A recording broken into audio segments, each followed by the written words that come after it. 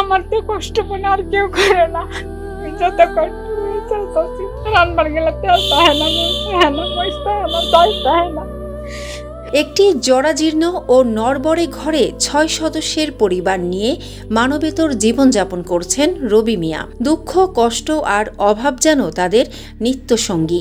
ছোট্ট একটি ঘরে গাদাগাদি করে থাকতে হয় বাবা মা ও সন্তানদের। খাবারের কষ্টও লেগেই আছে, কখনো খাবার জোটে, কখনো উপোস থাকতে হয়। ঝড় বৃষ্টি এলেই টিনের চালা উড়ে যাওয়ার আশঙ্কায় আতঙ্কে থাকেন পরিবারের সদস্যরা। ভয়, কষ্ট আর তীব্র অভাব যেন তাদের জীবনের সঙ্গে একাকার হয়ে গেছে। পরিবারের এই দুর্দশা স্থানীয়দের মনেও নাড়া দিয়েছে।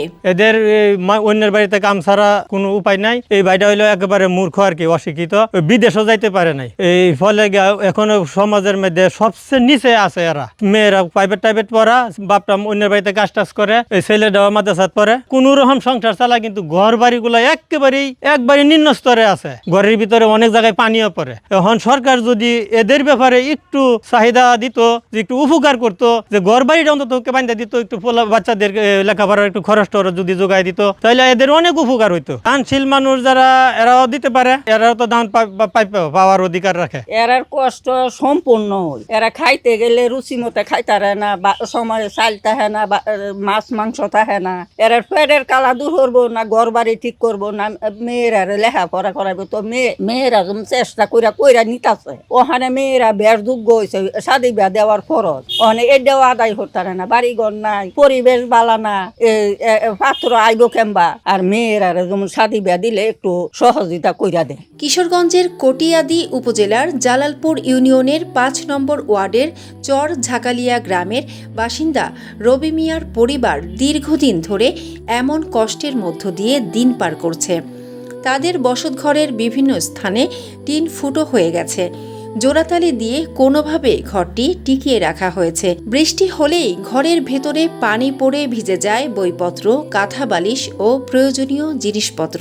আব্বা কৃষি কাজ করে, কিন্তু আমাদের নিজেদের কোনো জমি নাই, অন্যের জমিতে বরকা চাষ করে। তো সব সময় কাজ করতে পারে না, বয়সের ভারে আব্বার শরীর অনেক বেশি দুর্বল হয়ে গেছে। আর মা কৃষি কাজ করে, তো আমি টিউশন করি, আর আমার ছোট বোন আছে, টিউশন করে কোনো মতো আমরা সংসার চালাই। ঘর আছে, আর আমার দাদু এই ঘরটাতে থাকে। তো আমাদের ৬ সদস্যের পরিবারে আমাদের ঘরটাতে থাকা আসলে খুব কষ্ট হয়ে যাইতেছে। চলাফেরাও কষ্ট, তবে আমরা ঘরের কষ্ট বেশি, ঘরের সমস্যার সম্মুখীন হইতেছি বেশিরভাগ। যেহেতু এখন প্রাকৃতিক দুর্যোগের সময়, অনেক সময় বৃষ্টি আসলে রাত্রেও ঘুম হয় না। ঘর কোন সময় টিনের চাল উড়ায় নিয়ে যায়, এদিকে আবার আব্বা বাঁশ দিয়া ঘর ঠিকা দিয়া রাখছে যাতে ঘরটা না পড়ে, হাই লেগেছে অনেকটা। যদি আমাদের ঘরের একটা ব্যবস্থা করে দেওয়া হয় তাহলে আমরা চিরকৃতজ্ঞ থাকবো। পড়াশোনা করতে গেলে ফর্ম ফিল আপ করা লাগে। ফর্ম ফিল আপের তো একসাথে ৩-৪ হাজার, কিছুদিন আগে ৪.৫ হাজারই প্রায় লাগছে, ৫,০০০ টাকার উপরে ফর্ম ফিল আপ করছি। তো ওই টাকাটা আমার মামার কাছ থেকে নিছি। আমার নানু বাড়ির অবস্থাও তেমন ভালো না, ওনাদের কাছ থেকে নিছি। আবার কিছু টিউশন করি, এভাবেই নেওয়া হয়েছে আর কি। আবার বছরের শুরুতে ভর্তির সময় আবার অনেক টাকা লাগে, ৩-৪ হাজারের মতো। আবার বই কেনার সময়ও টাকা লাগে। আবার আমার ভাই পড়াশোনা করে মাদ্রাসায়, ওখানেও ১,০০০ টাকা বেতন। এরপরে খাবার দাবার নিজে বাড়ি থেকে দেওয়া হয়। আর হচ্ছে তার টিফিন খরচ আছে।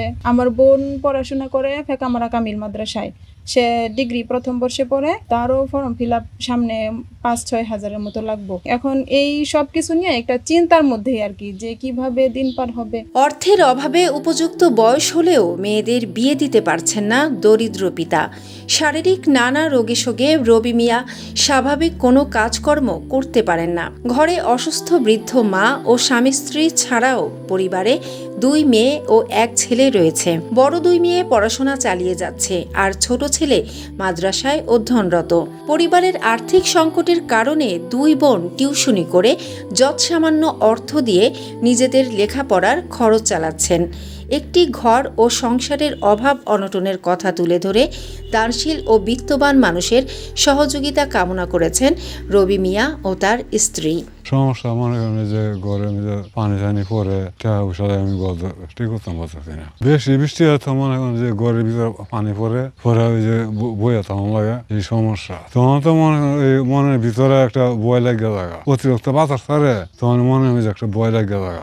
আমার তো হয় যে জমা জমি নাই, খালি এই বিড়ে জায়গাটা খালি মানুষের বাড়ি কাজ কাম করিয়া চলতেছি। মনে করেন আমার সংসার চালাইতে গেলে অনেক কষ্টে। আমার স্বামী বয়স হয়েছে, এখন আর কিছু খায় না, আবার দুইটা মেয়ে বিয়ে শাদী দেওয়ার দরকার, একটা গোসল নাই, অনেক কষ্ট করে চলি। আমার তো কষ্ট মনে আর কেউ করে না, যত কষ্ট করে চলতেছি। দুইটা মেয়ের লেখাপড়া করেছি, ছেলে হাফিজি পরে, রান্নার গেলে তেল তাহে না, নুন তাহে না, মরিচ তাহে না, চাল তাহে না, আরো বিভিন্ন কষ্টে আমি বুক করতেছি। আমার মতন কষ্ট মনে এই গ্রামের মাঝে কেউ নাই, আমার মতন অসহায়।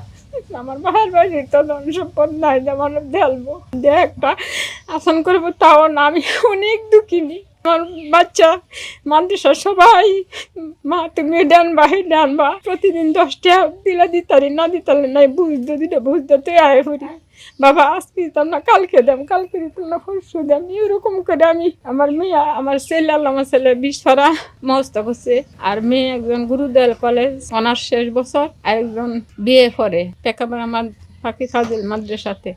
2টা ঘর, একটা ঘরও নাই। কত কষ্ট করে আমি সংসার চালাই। আমার মতন এমন কষ্ট মনে হয় পৃথিবীর বুকে আর কেউ নাই।